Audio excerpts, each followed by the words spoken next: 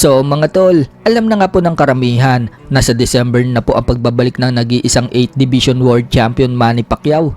At ang mga pinagpipilian ni Manny Pacquiao ay sina Gervonta Tank Davis, Floyd Mayweather Jr. at Rolly Romero. Ekis na nga po itong si Tank Davis sa pinagpipilian dahil kasado na ang laban ni Tank Davis kay Jake Paul sa isang exhibition fight sa November 14. At ngayon, ekis na din po si Floyd Mayweather Jr. sa pinagpipilian dahil sumabog ang balita kanina lang na maglalaban si Mayweather at Mike Tyson sa isang exhibition sa susunod na taon. Yan po ang report mula sa TMC at Ring Magazine. Kapwa na po silang pumirma para sa isang exhibition pero wala pa daw exact date at location kung saan maglalaban. So pagkatapos po ng laban ni Mike Tyson kay Jake Paul, si Mayweather naman ang lalabanan niya. Mukhang limpak-limpak na naman ang kikitain nila dyan. Pero yung laban ni Mike Tyson kay Jake Paul, sa professional fight po yun. Pero pagdating dito kay Mayweather, exhibition lang. So mukhang alam na po agad ng lahat kung ano ang tema ng laban na yan. Marami ang nagsasabi mga tol na parang Jake Paul versus Mike Tyson lang din yan. At talagang ayaw pumalag ni Mayweather mga tol kay Manny Pacquiao.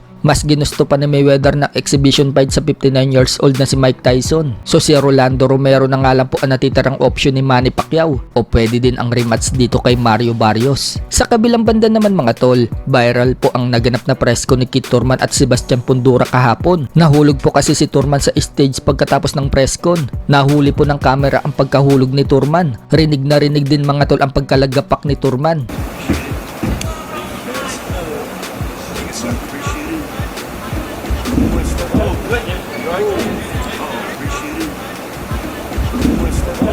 Dahil sa video na yan mga tol, marami ang nakakatawang komento dahil madalas ma-injured si Thurman at nakakancel ang mga laban nito. Kaya halos sinasabi ng karamihan sa komento na mukhang hindi pa daw nagaganap ang laban. Makakancel na naman daw. Baka daw kasi na-injured na itong si Thurman. Ang sama daw kasi ng pagkahulog nito. Samantala, pagdating sa face-off nila, tumungtong pa ng upuan si Thurman para lang magmukhang malaki siya sa face-off nila ni Fundora. Dahil nag-viral po ang ginawa ni Thurman, ipinakita din po ni future Hall of Fame Nonito Donaire Jr. ang throwback viral video noong makipag-face-off din ito kay Fundora taong 2022 kung saan tumungtong din po si Donaire sa upuan dahil sobrang tangkad nitong si Fundora. So si Donaire nga po ang kauna-unahang gumawa niya kay Fundora bago si Thurman. Wika pa nga po ni Donaire sa caption, "Throwback to the WBC Boxing Convention 2022 and my viral face-to-face moment with Fundora. Now, Thurman is stepping on chairs too. Don't forget who did it first. All in good fun. Tune in October 25.